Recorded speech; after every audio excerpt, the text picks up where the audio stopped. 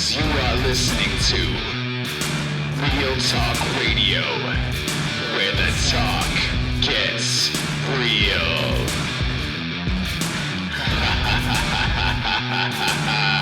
Darkside review of Brawl For All recap.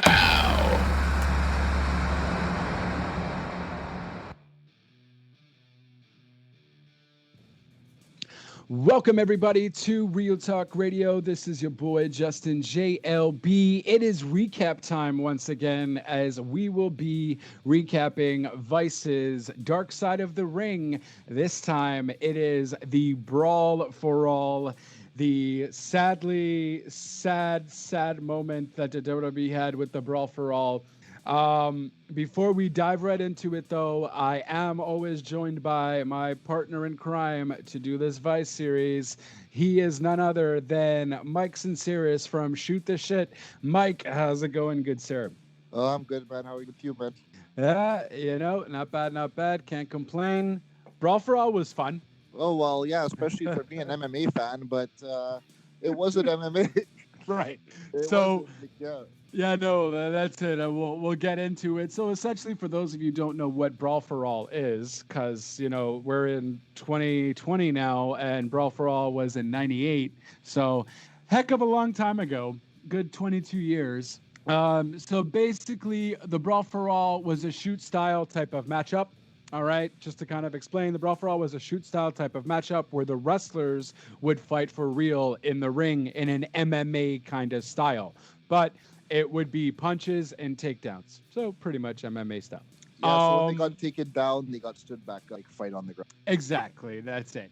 And there were 16 participants in the Brawl For All. Well, we should probably go with how this came about, because this is wrestling. Why is a wrestling show having MMA kind of shoot style? Before we technically go into that, let's explain who's on the documentary. Who's going to be commentating. So, of course, we have Jim Ross. Jim Ross is still part of it. We have Le Champion, Chris Jericho, of course, narrating as always, as he does for the entire series. We got good old Jim Cornette. We have Vince Russo, who is... Sorry? Bro. Vince Russo, bro. Fair enough. Yeah. who's the quote-unquote mastermind of the whole thing. We have the Godfather who talks, who is one of the participants. Darren Drozdoff, a.k.a. Draws, who was part of it as well. Bart Gunn, Butterbean, and D'Lo Brown were all interviewed for this show about the Brawl For All. And essentially, Vince Russo said it himself. Back then he was just, we talk about him. He was a writer, right? The magazine writer for the WWE or WWF magazine at the time. And they wanted to bring him in to do kind of Too Hot for TV Jerry Springer type of styles. And that's how essentially he became a writer for the WWF, because that's what Vince wanted at the time and thought Vince Russo could do that. And obviously we've seen what Vince Russo's done. Fast track a good 2 years. Brawl For All happens. And why does Brawl For All happen? It's quite simple. Vince Russo had a grudge against Bradshaw because Bradshaw was being all cocky in the back, saying, I am the toughest guy here. And Vince Russo decided, bing, you know what? Let's prove that. So he goes to Vince McMahon, pitches him this Brawl For All idea. Let's make them shoot fight in the ring. And every time they win, they get a bonus. And then the Ultimate Fighter, who wins the whole entire thing, will end up getting a main event push. At the time, facing Austin. And I think it was also, was it 75? I think it was 75K. I felt like it was 75K for each round you won, but I think that might have been the main prize. The ultimate prize. Okay. There's no way they would be able to afford to give, what? Yeah, that's a lot. Because don't forget, the first bracket was 8. So just imagine paying 8 people 75 grand for one night. That's it. True. So That is a lot. And so Vince agreed to it because, Vince McMahon has agreed to crappier stuff for sure. But this one, wrestling and then shoot fighting. No, this is why wrestlers should never shoot fight as we're going to be alluding to here. So let's go on with the participants, Well, yeah, shall we? I just want to bring up one thing too about the whole wrestling. Also, as fans, we're tuning in to watch wrestling. We're not like live fighting because boxing was like on like Friday night fights that were always available back then and stuff like that. So if we wanted to watch boxing, we could watch boxing. The reason why we watch wrestling is because we want to see wrestling. And there was actually like when I was watching one other podcast about it, there were fans yelling out the chants of "We want wrestling" during some of the matches. Yeah, and they also mentioned that in the documentary as well. Because I mean, it makes sense if you wanted to watch real fighting. UFC was still, I mean, they weren't big, but UFC was still available. You have obviously boxing that was huge at the time, the good old Mike Tyson days. So you had boxing at the time that was pretty popping. Yeah, De La Hoya was also on the run then, and like Butterbean as well, who's later on here. But but I mean, like, that's the thing, like, especially the people who are there live who are chanting "We want wrestling." Those are fans who paid to go to a live Raw, see wrestling. They didn't pay to see that. For example, going to see a movie and you find out it's a musical. If you're not into musicals type thing, Right. Like, so I mean, like, like if I want a musical, I'll go to Broadway. To be fair, I've done that a few times where I didn't realize it was going to be a musical, and I'm like, oh, okay, fair enough. But exactly, you're absolutely right. So basically, it was the entire tournament was essentially a span of a month and a half. It was about a month and a half.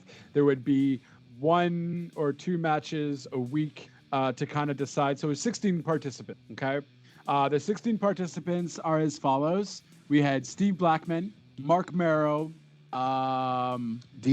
Godfather. Yeah, Godfather. Bart Gunn, Billy Gunn.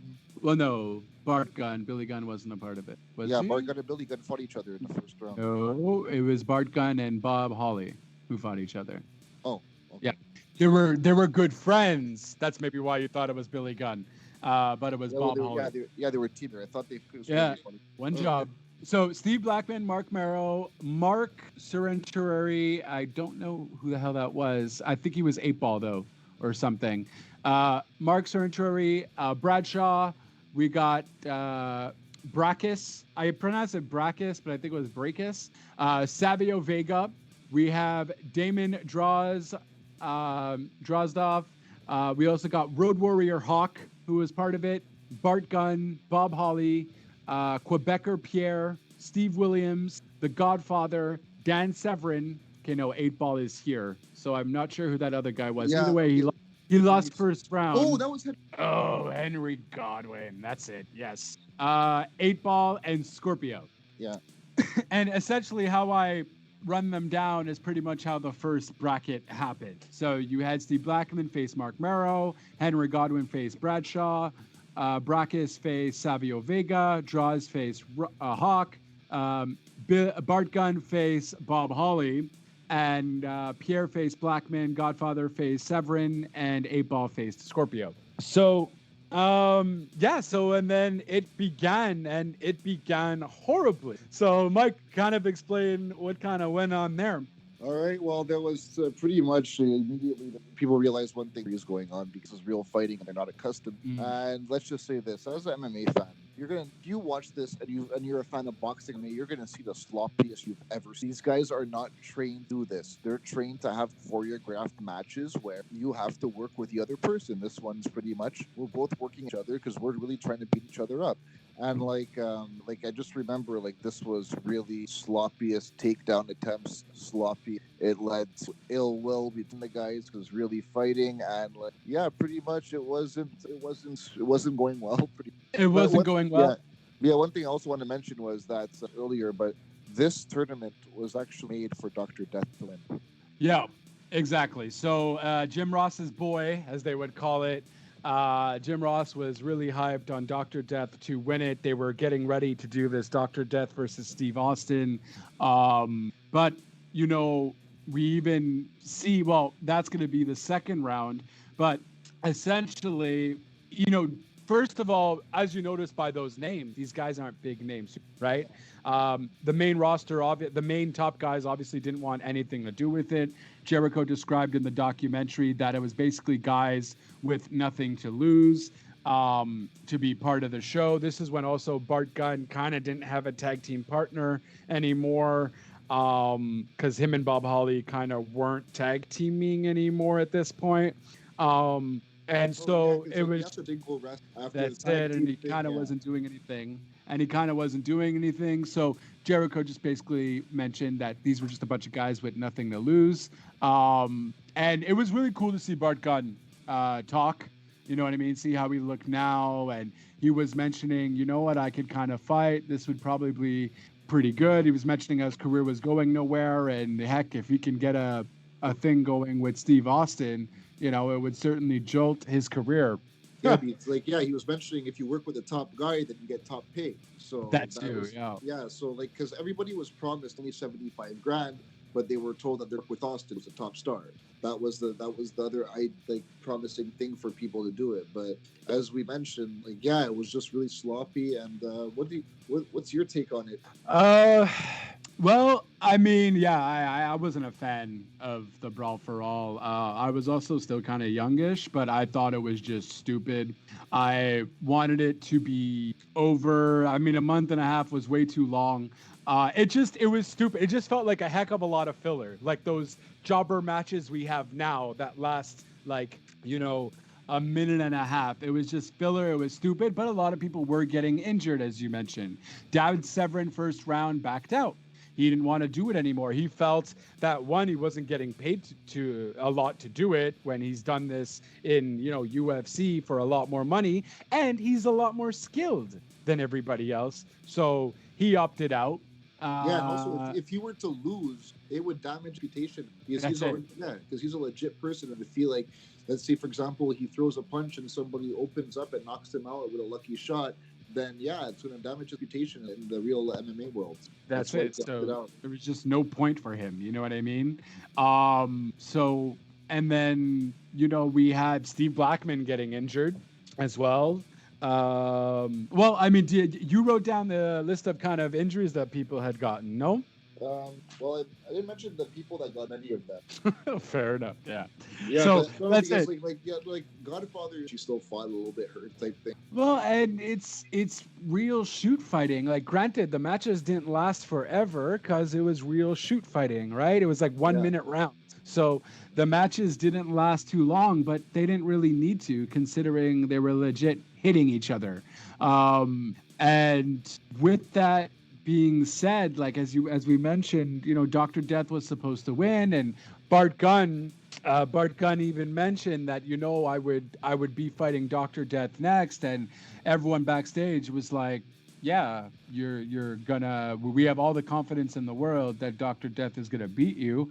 And that gave Bart Gunn all the confidence in the world to go and, you know, annihilate Dr. Death, Steve Williams. And it ultimately ruined his career for Steve Williams too, because after that, nothing really happened to Dr. Death, right? Although he was the favorite to win everything, nothing really happened to Dr. Death, Steve Williams. And, you know, even the winner of the whole thing, we're going to get to that. It's just, I want to get to the second round at least, because the second round also gets pretty messed up here as well. Yeah, because Mark Merrill, people who got eliminated. Yeah, that's it. Because the whole issue was, so first of all, Dan Severn leaves, right? He ends up winning the match, but then he decides he doesn't want to do it anymore. So Dan Severn, where is it? So Dan Severn, what the fuck? Where's Dan Severn? He beat the Godfather. Dan Severn essentially beat the Godfather, but Dan Severn didn't want to do it anymore, so the Godfather is going to end up facing Scorpio. We got then Bart Gunn versus Steve Williams, Savio Vega versus Adraez, and then Mark Merrill versus Bradshaw. No, Savio Vega versus Wood Warrior Hawk faced, and it was a... Yeah, I'm referring to the second round. Oh, second round, yeah. Okay, so cut that out, yeah. No. Okay, so Savio... Yeah. Bart Gunn, we knocked Steve Williams pretty much out cold. Pretty much was done. He was out, and pretty much that was. I'll put it like this: the moment he connected for everybody involved. Yeah. You know what I mean? And this is the issue because everyone was like, hey, maybe Bart Gunn should have just taken the fall and so on. But no, Bart Gunn had something to prove. Bart Gunn wasn't going anywhere. Okay, at that point, because I don't really remember much of Bart Gunn after the Smoking Guns, Yeah. and even the Bob Holly tag team, I don't really remember much of. But when they showed footage, I was like, oh yeah, those guys. One, it was really messed up for their friendship because they were actually really good friends, and they mentioned they even had a hotel room that night together after the fight, and it was just awkward. Like it was all around a stupid moment. Them and then WWF realizing they messed up when Dr. Death lost. Bart Gunn went on to face the Godfather, and everyone was just like, "Oh no, what's gonna happen now?" kind of thing, you know. People were still getting hurt in the meantime, but the semifinals had Bradshaw versus Draws and Bart Gunn versus the Godfather. And then final round we get Bradshaw. So Bradshaw at least was right in a certain extent. Where we see Bradshaw. We did want to mention Draws. A lot of people feel Draws actually beat Bradshaw in that. Because it was off points, right? Yeah, it was off points. So yeah, and Godfather, the fact that to smoke pot every day, and he said he was actually hyped for the fight, but he also felt like he was taking Bart Gunn lightly at the same time, and that was he's like, I shouldn't have done that. So yeah, he felt like if he was more focused and took it more serious, he would have had a better shot. He would have beat him. But yeah, he just felt like it was a bit off. Well, I mean, the Godfather smoked so much weed, though, you could tell he was just talking about that. He's like, I smoked. He's like, I smoke every day anyway, so whatever. But Godfather was a bouncer before kind of style, right? So, he's used to, giving hard hits and so on. But that's why you don't take anyone lightly, especially when it's a shoot fight. You know what I mean? You got to give it your all. You don't know what's going to happen. I mean, thank God the Godfather took it lightly, I guess, in that regard.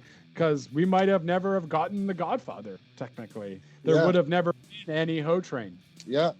Bart Gunn ended up being Bradshaw in the final. So Bradshaw, he did actually solidify himself with a badass shot to the final. Do you want to talk about how it went down? Well, pretty much what went down after that was just, so basically Bart Gunn wins. One, Russo is happy because Bradshaw lost. So yay, Russo was right. But at the same time, they don't know what to do now. Well, we also forgot to mention that Bart Gunn got knocked out. Russo was backstage walking, and Jim Cornette was fuming. And Jim Cornette went up to Russo, and he was like, do you know what you just did? He was like, you cost us $5 million. What do you mean Bart Gunn's going to be a star? I just want to put my arms around your neck and strangle you to death. Because Russo is Jim Cornette, those guns. Right. Oh, yeah. So said several times too now, but he's got on that several times, and that just was one of the reasons pissed him off.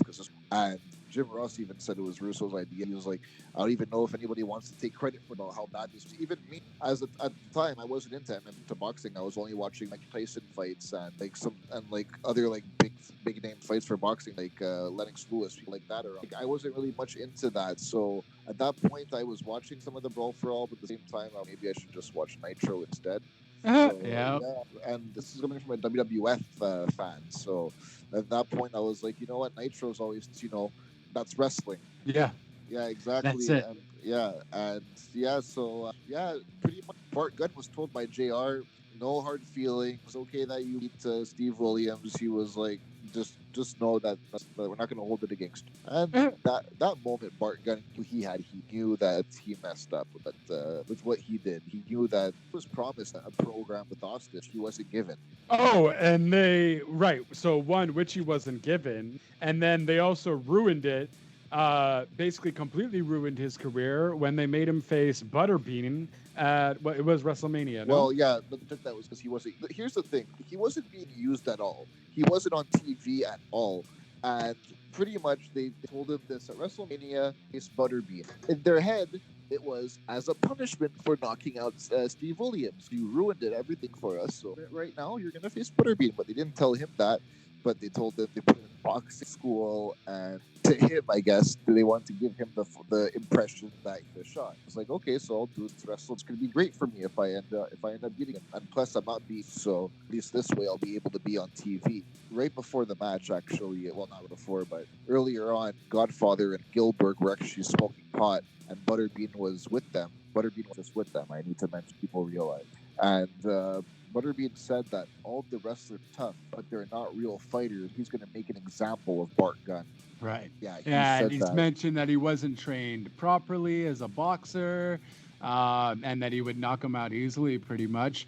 And then what I didn't know about either was Bart Gunn talks about doing MMA in Japan, and beating a fighter quicker than Butterbean did. I forgot who first, the fighter was. it's Wesley Cabbage Correa.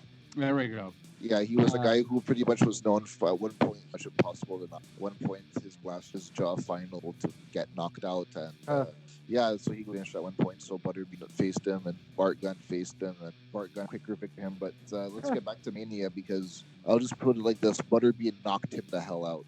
It was literally done out cold, and Gunn thought, he's like, okay. He started doing MMA. He had a fight in Pride on DVD. And he actually won that fight, and it's Cabbage, and they've told that's the guy's name. Beat Cabbage quicker than Butterbean did, so they actually said, okay, you can face Butterbean in 4 days. And he was like, no, it's not gonna work that way. He was like, I need 12 weeks to train because I want this to be a fair fight. I want to have a lit shot to this guy. Right. And no fight was offered to him, so he retired. That's pretty much how it left Bart Gunn off the story. But this is one sad part. This is one really sad part. Draws ended up wrestling D'Lo Brown. We're doing a power bomb routine move that most wrestlers do, and somehow something got messed up into it. And apparently D'Lo was like, "Yo, move your hands." And he's like, "I can't." He was like, "No, just move your fingers or something." He's like, "Just like, let me know you're okay." He's like, "I can't." And Draws ended up breaking his neck, and he is in a wheelchair for life, paralyzed, neck down. See him watching the stuff like in that, and it feels like so hard just to look at him like that. But the thing is, he seems to be okay. Like, he'd be taking it. I guess he's used to it by now. Still, like, I haven't seen Draws for a while like that. It's kind of like, it was heartbreaking. Yeah, definitely heartbreaking. I was shocked that he was part of the documentary to begin with. But I mean, look, the guy, it was an accident. It was no one's fault. I'm sure the years right after he was, he went through some troubled times, so on. But it's 20 years now. It's an accident. You can't be angry anymore. It's unfortunate. But what are you gonna do? It's no one's real fault. It mentions here. I guess I missed this, but it actually showed the actual power bomb. Yeah, they showed it. Damn, I gotta rewatch that, because damn, like, it's so sad, that specific moment. Oh, but I mean, look, the guy, at least, he still has his health. He's still living. He's still kicking. He's confined to a wheelchair, but that's better than ultimately dying in the ring, I guess, if you want to try and see a positive side towards it. Yeah, because a neck break is definitely can kill you for sure. And throughout all of that, Ruso basically discusses as well as how he does feel bad for seeing all these guys taking shots to the head, with how much we do know about CTE now and the head injuries and what it can do for future wrestlers. Because yeah, man, these guys easily could have just completely have been, with all the injuries that already happened, with all the punches to the head that did happen, these guys could have easily have been concussed and removed, like some were removed from the actual tournament, but also could have ultimately have ruined their career. Bart Gunn didn't ruin, he still seems to be pretty healthy, but it ultimately was career suicide. He was supposed to get all of these winnings and get that main event spot, but when you're shoot fighting in a predetermined sport with a predetermined outcome, clearly it doesn't work out. They wanted Dr. Death to win. It didn't happen. They wanted Dr. Death in Austin. They were planning. The plans got shuffled when Bart Gunn won. They were like, well, now we don't know what to... what if we were to see that Bart Gunn versus Austin back then? Who knows? Maybe it could have been something good for Bart Gunn. Essentially, the only person that this was good for was the Godfather and D'Lo. Everybody else... And Bradshaw. And Bradshaw. Bradshaw ended up doing a bunch of things with it. But those were the only three that really came out of it unhinged, essentially. Because those guys legit had great careers afterwards. Everyone else, nope. They were just nobodies. But definitely this had nothing to do with the buffer. But them having great careers afterwards was just right place, right time. And good charisma. And good charisma. Because this Brawl for All just basically it ruined Dr. Death as well. Dr. Death was a nobody after this. So yeah, like a lot of people don't even remember who this guy is because of they had a big investment and it didn't pay off because of the thing is this was meant to make him look like a legit tough guy to face Austin, and the fact that he got knocked out in the second round meant he wasn't the tough guy. So. Yeah, even though in real life, like it's one of those people can say, okay, you do that fight 10 times, Dr. Death wins 9 out of the 10. But the thing is, it doesn't matter because we saw the one that he didn't. Exactly. That's the one. That's like you and can say that. That's the beauty about MMA, right? Because when you go into that ring, sure, you can be undefeated. You can do this. Ronda Rousey. Everyone loved to see her fight. She was undefeated for so long. I'm just picking Ronda Rousey because everyone knows her. She was undefeated for so long, and then boom, gets knocked out by Holly Holm. Yeah, and like one thing, but the thing was, like, I'm also gonna throw this out. People always say, yeah, some guy could beat a guy, but it was a lucky punch. But my response to that is, what exactly is a definition of a lucky punch? A punch that somebody threw with intent to knock out that actually did knock out? Because I hate when people say that, oh, it was a lucky punch. I'm like, but he threw that punch with intent to knock somebody out. It did. So how is that lucky at the end? That's what I always say about it. And I mean, like, yeah, even an unskilled person can win sometimes by throwing something. But the thing is, that person does have to have the strength. Yeah, I mean, I would agree with that. Luck doesn't have anything to do with it, especially when you're dealing with shoot fighting. You could certainly catch someone off guard, but that's nowhere near your fault. It's a matchup where you're supposed to be ready at all times. This is essentially what MMA is. And, so yeah, I would agree with that. People do say that, though. And the reason why they say that is because someone who does have, we all thought, Holly Holm getting that punch, I thought was a lucky punch. Because I'm like, what do you mean? She's been undefeated. She was dominating her the entire fight, though. Yeah, she was. But I thought, oh my God, I don't know. She just wasn't ready. She wasn't ready. And then it was Nunes she fights after, right? Rousey? Oh, yeah. And lasted 48 seconds. And that's where you're like, oh, okay. It's done. Yeah, now imagine if they did the Brawl For All now with Ronda Rousey. Man. She might pull a Dan Severn and win the first round and then say, you know what, I'm out. Who would you think if they were to do the Brawl For All now? Men's?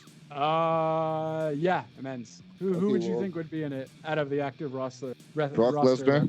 Brock? No, we're not putting Brock in there. We can't put Brock in there because Brock would pull a Dan Severn and just bow out because he's skilled for. Yeah, I just feel like the pay compared to UFC would be crap. But then again, he is on contract, but they might do the whole thing. But Brock Lesnar's considered a main top guy. I'm talking about. It's kind of being the same scenario. You know what? I think one of the two guys from AOP. Yeah, I see that. I'm even thinking of a Viking Raider. One of the Viking Raiders being involved into it. I'm also thinking maybe even both from the Viking Raiders technically. But because it's people who, don't forget, people who are going to be doing this are people who are not like the top. It's people who are not being used very much. That's why like Viking Raiders are used, but still they're not like the headliner. So they're going to want to, they might want to look like badasses by being able to win this, just like how AOP, they weren't used for a while very much, and now they are with like the what's called again, the Messiah Maniac type thing, and even now they're not being much because it's all Buddy Murphy, but that's why like those guys who look like badasses should prove that they are. Yeah, I actually saw these guys in person once at the hotel, and they actually took their gimmick to real life. I actually said, hey, you guys mind if I get a picture with you? And they're like, no, we don't do no pictures. But yeah, keep it up with their character. They're keeping kayfabe alive. But I mean, sure. Yeah, but I mean, like, those guys, I feel like if you're going to talk about legit fighting, I feel do it not just for their side. They would actually, the way that they wrestle looks like that's how they really fight. Yeah. Yeah, so, but I mean, they won't do it. I mean, hopefully Vince learns from his mistakes, doesn't have Russo behind his ear to say anything, and there's no And more CTE. Bradshaw And and CTE. CT, and that's Yeah. PR, a whole PR thing. It definitely wouldn't happen in this day and age. But yeah, what a ridiculous move. One of Vince Russo's not so bright ideas. Vince Russo obviously realizes he messed up there. Vince McMahon, I'm sure, won't admit to the fact that he messed up, but Vince McMahon just stupidly green lighting that idea, and it ruined the man they wanted to push, Dr. Death. It ruined Bart Gunn's his career. You know what I mean? He was part of the Smoking Guns, his tag team with Bob Holly. He probably could have had a decent singles career if he maybe did something with Austin. Very unfortunate for everyone involved, really. I really like how they expounded on, talking about because the draws incident happened, I think, a year later on a Yeah, I think so, yeah. SmackDown. Because I knew of the story way back when, but I haven't looked into it in God knows how long. But I was really, interested in how he was in it and how, he started talking about everything. It was a nice touch because the old school wrestling fans know who Draws is, and what a very unfortunate incident with that power bomb. I definitely have to relook at that footage though, because I totally did not remember seeing that there. What were your final thoughts on the Brawl for All that never should have been? Yeah, well, like I said, fans, if they wanted to watch MMA or boxing, they could have watched it at the time and not got that on their wrestling. I feel like pretty much the biggest losers were the fans. We had ourselves robbed of having good stuff on because that was a hot time for wrestling. That was Attitude Era time. Instead, we got this crappy shit that we shouldn't have had, and I pretty much it ruined career. It made wrestlers have ill will towards, and it would just be much a train wreck in the end. The dumpster fire. It was terrible. There was nothing good that came of it. Like you said, some people had good careers, but that had nothing to do with the Brawl for All. That had something to do with themselves. That Right. was, yeah. The thing was, if you look at it, the person who won the Brawl for utilized it all, which is why he accepted to fight Butterbean, which he didn't realize was a punishment for winning the whole thing. Right. And because they're pretty much are like, okay, you much robbed us of $5 million. We're gonna pay you to win this. Now just shut it up, take your money, and face Butterbean to get what's coming. And he did. And it's sad to say because Man, I wish Butterbean knew of the whole scenario and what happened, like the whole Dr. Death thing. And Maybe he did. I doubt it. Because, man, I feel like any legit boxer would have been like, you know what, this is all fake anyways. Fuck it, I'll just take the punch and lose. Because at the end of the day, it really wouldn't hurt Butterbean. It would be a big news thing. In the boxing community, it would, because the thing is, this is a guy who's knocking people out for real, and if it looks like he got knocked out to a wrestler, that would affect his credibility in the boxing. Yeah, but then come at me, bro. Okay, then put me in the ring with someone. Let's see. You know what I mean? I still feel like he would have a chance to prove himself, and he was big then, and he was always winning. But also he would lose respect because like promoters wouldn't want to touch him if he actually took a loss to him. Yeah, but I feel like it could have, or maybe have also went another way as well, where but you went into a wrestling ring to box. Like, I feel like you might have gotten backlash for that. Maybe not. Yeah, but I that's didn't why. talk about it, but Yeah, but I I mean, just feel that's why. Yeah, Butterbean kind of seems like a bit of a dick. So, I mean, I don't think he would have, even if he knew of the story, I don't think he would have taken the L either way. Fun fact, Butterbean had 91 total matches, 77 wins, 58 of them were by knockout, and has had only 10 losses. And 2 of them were by knockout, and 4 of his matches were draws. Yeah, he actually had an extra knockout with Johnny Knoxville. Yeah, fair enough. I don't believe Wikipedia was counting that one. No. But, That was exhibition match. And it also took place in the outdoor malls. This is true. This is bad. Yeah. Oh, that's crazy. Hey, man, if Johnny Knoxville could take the hit, I'm sure Bart Gunn took the hit like a champ. Well, the thing was, Butterbean said his quickest match ever, like legit boxing match, was 8 seconds, and that included the 10-second count. Well, yeah, I mean, like, so. Was it again? it was a nobody. But I mean, like, the thing is that just shows that Bart Gunn lasted longer than an actual legit boxer with him. So yeah. And the other thing is, Brawl For All didn't necessarily have weight, and also they were mentioning like one-eyed Pierre fighting. The guy has a eye. This guy pretty much has the eye patch over one eye. Right. And he's facing Steve Williams, the guy who's pretty much scheduled to win the whole thing. So that was a disadvantage for him. Yeah. So nothing good came of it, from my opinion. I mean, I pretty much feel. I'm sure you feel the same way.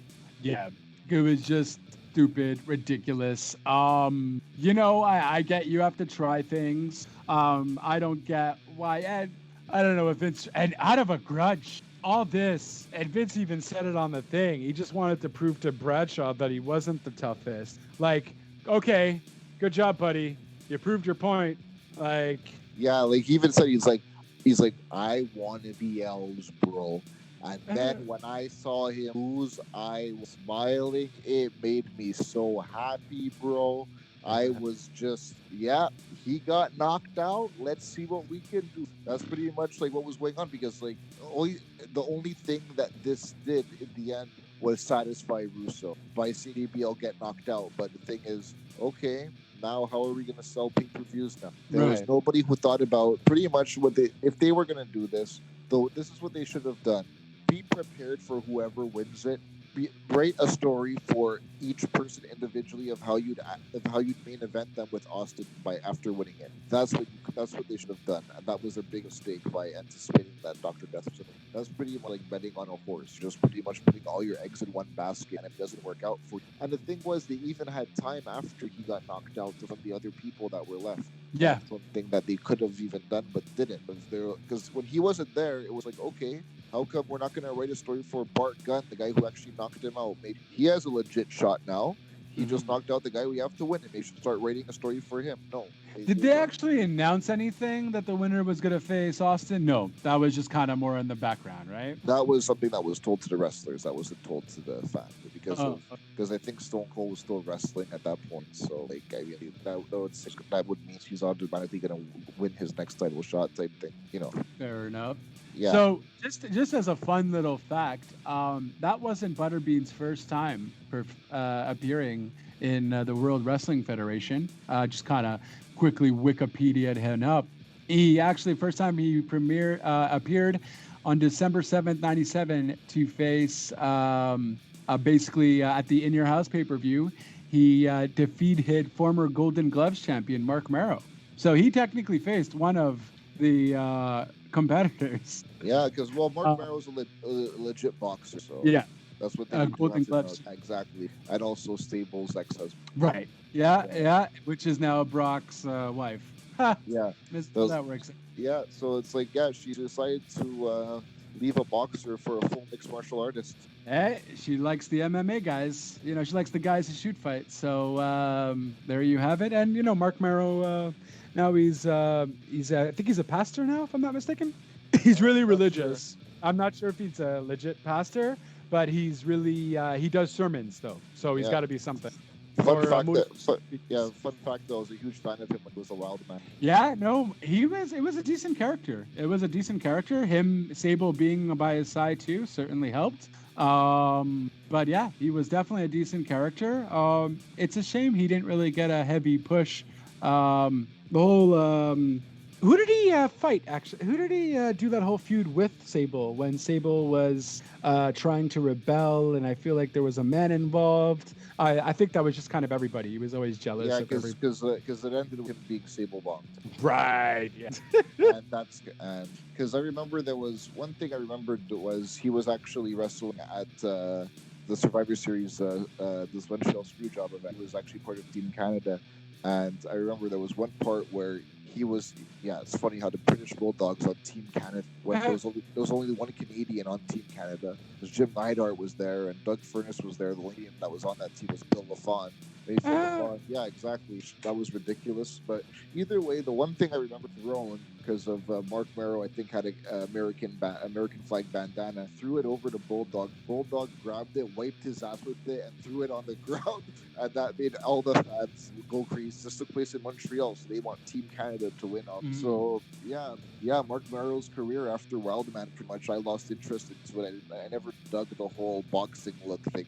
I didn't think it was a cool thing, but he actually wrestled like that in Montreal. Grew job by that point. He was already. Did you ever watch him in WCW? He went to WCW in 2000.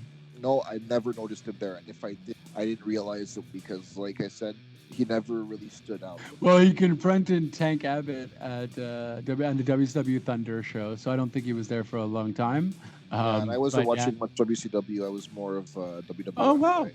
He was also he was in X Wrestling Federation for 1 year, from 2001 to 2002, and he was also actually in Total Nonstop Action from TNA from 2000 to 2005. 2005, okay then. Total. He reprised the role as Johnny B. Bad. He debuted on TNA on October 2nd, 2004 on Explosion. Yeah, look at that. And the more you know. And then he retired in 2006 from in-ring. But that's you, like how one guy was pretty much they pretty much had nothing prepared for people there, and that was the biggest of Brawl For All, prepared for anything, because the thing is, they even say anything can happen in the World Wrestling Federation. Be prepared for anything to happen, especially when you're putting something that you're not actually scripting. Exactly. Makes complete sense. Fun fact, he lost both his shoot fighting matches. Mark Merrow. Oh. His shoot fighting record is 0-2. He lost one by decision and one by points. Is it anybody known? You know what? Never mind that. That was actually they're referring to the freaking Brawl For All, which is retarded. God. Okay. Scratch that. Scratch that. Yeah, for sure. Won't even mention that there. Yeah. So that's it. So that just goes to show you should never mix shoot fighting with predetermined matches. Or never mix real with, never mix scripted with non-scripted. Yeah, I thought you were gonna say fake there, and I would have slapped you. We would have did a Brawl For All right now. Hey, don't forget, I actually am a manager in a pro wrestling. The manager used to take bumps, so I would, because I've actually been in there, done it. Yeah, valid. I can never insult it because of, especially I can't say fake after what happened to. Yeah, that was very. That's it. Oh, and many other wrestlers, these things happen. But once again, man, Vice did a great job. I like the people that they get. I am still so curious for the Owen Hart one. Like, oh my God, I want to hear Martha. I can't wait to hear Martha. Oh man, like just kudos on getting all these characters in that regard. Another great episode. So out of the I still think Benoit is probably my my best one. I enjoyed the New Jack one. And this is the third. So yeah, because also Benoit was as well be his 2-episode one. So that also kept as the moment you saw it, it's like, damn, I went so. No, for sure. Even though I knew about the majority of the story, still, so there's some details there. I still think Benoit takes the cake. New Jack was, but honestly, that none of them were bad though. So far, so good. They were entertaining. Really can't complain. Kudos to Vice. And yeah, just keep the ball rolling. I want to learn more. Damn it. Yeah, like especially for wrestling fans, because like who do know somewhat about it. Like I can't wait UWF one because I know somewhat about it, and I can't wait to see it. But yeah, this was a good one. Vice is legit killing it because of these episodes entertained, and even non-wrestling fans I find can be interested into it because a lot of them are not about itself or about personal incidents. Like Benoit was about the actual, New Jack was about his actual crimes in the ring. Even if you're not a wrestler, you can still find these. Well, and that's the thing, right? Because it's about also the crimes outside of the ring, as we're Dino Bravo, even New Jack, although it was crimes in the ring, we see how this person was as a human being. It has that behavioral aspect to it as well. So they really kind of focus on all aspects of the wrestler or the incident that they are talking about. So kudos to the whole editing team and the interviewing team and just everybody. It's remarkable. I'm like, even the Bruiser Brody one from season 1 was amazing. Yeah, the Montreal Screwjob one as well. Yeah, that was good. I just remember Wrestling with Shadows, and the majority of it was from Wrestling with Shadows to an extent. Well, at least some of the clips. But I mean, it's just because we're from Montreal, right? So we've Yeah. heard everything, we've seen everything. I was there. I think you were there as well. Well, I Um, actually have a chair from that event. oh snap! There we go. Yeah, yeah. So like that's Well, actually that's like a lot of times when I see something, sit down on that chair. oh, fair enough. Yeah. Yeah. But yeah, Good- good looks. it's a big part of wrestling about that. But as even though I Brawl for All a bit after this, the following year, it's just pretty much blend. It's pretty much just one thing in wrestling that a lot of people are trying to forget, since it didn't do what it was to do, which was it's supposed to make somebody a star, and nobody became a star Yeah. unless people who made themselves a star. That's the Or yeah, exactly. Or nobody became a star, or what hopes of becoming a star was completely shattered. Hence, Dr. Death and Bart Gunn. Those two are the two biggest victims of this entire incident, because it was supposed to make Bart Gunn a star, and they wanted to push Dr. Death, but ultimately it ruined his capacity to become one, since he did lose to Bart Gunn, and they weren't doing anything with it. So, yeah, I mean, look, kudos to, I guess, that's how you learn from your mistake. You know what I mean? You can't really necessarily hate on the idea completely too, because it could have easily also maybe have worked. Maybe I'm being too positive. If I guess not. No, it wouldn't have worked. No, yeah. Let's just leave it as it was. It was everyone, including Russo, I think, is trying to forget. And yeah, let's people just, if they want to do it. Here's the thing: people could say, "Oh, if wrestlers want to do it, they could easily step in the UFC." Well, CM Punk tried that. Yeah, it didn't go so well. Well, I mean, Lashley did pretty decent. He wasn't in UFC there; he was in Bellator, but he And was Strikeforce, but he actually fought people like Bob Sapp. I mean, like he fought guys pretty much losing records type thing, and also legit people too. Like he fought Wes Sims, but I mean, Lashley they actually wanted to do it. He actually had some very interesting fights. He fought 2 fights against a big guy I like named James Colossus Thompson. Fun fact about him: he fought Kimbo Slice once, and he had a big cauliflower ear. Kimbo punched him in the ear, and his ear exploded. Oh, they stopped the fight. Jesus. His ears just flapping everywhere, and they just stopped the fight. This guy's like, "What the hell's going on? Why are you stopping?" And but I mean, they can say they can step in the UFC. The thing is, you need to make sure that you're properly trained. When you're stepping in the UFC, you're facing guys for years. That's why Dan Severn left. Hey, I'm too good for this. If I actually, then my MMA career is going to look really bad. Like, no one's going to take me seriously if I try to go back. So, same thing with now, if there are wrestlers trying to get involved in MMA or just trying to do the Brawl for All. But you said Brock Lesnar, he's like, you know what? I'm not going to jeopardize myself getting knocked out. Because what happens if I do want to go back to, they're not going to be interested if I got knocked out in a Brawl for All type thing. That's it. Yeah, and I guess, Butterbean maybe lying down would have been silly too. But yeah, I mean, I guess we'll just leave it at that. And just leave it at that, and we'll try to forget it again. I mean, I forgot about it all these years, and then Vice had to make this documentary about it. But no, great documentary, though, to say the least. We are going to wrap it up, though. Thank you guys for listening to this recap. My name is, of course, Justin JLB. You can follow me at JLB420 on Twitter. Real Talk Radio is the brand, of course. You can follow me on Real Talk Radio at Real Talk Radio 8, anchor.fm/RTR, where you can find all my socials and all that fun stuff. Mike, you do have your own Shoot the Shit entertainment channel. Where can we find you at, good sir? Yeah, just look on Facebook. Just look up STS Shoot the Shit, and you should find it there. Me up on Instagram and Twitter. It's at Mike54UFC. And you can find me there. You'll find some of my posts on Twitter and Instagram. And like I said, just follow me on STS Shoot the Shit. You'll find some good. Soon you'll find some more wrestling, and the bank is coming up, so you'll see some of that. And if you're into a lot of music, I always go to a lot of punk shows, ska shows, rock shows in general, even rap shows. I'm going to try to go to more of too. Like there's Cameron I have about there. So to that stuff, some movie reviews, check out the channel. Bam! That is it. That is all. Thank you guys for listening. With that said, we'll see you on the next Vice recap. Ciao for now.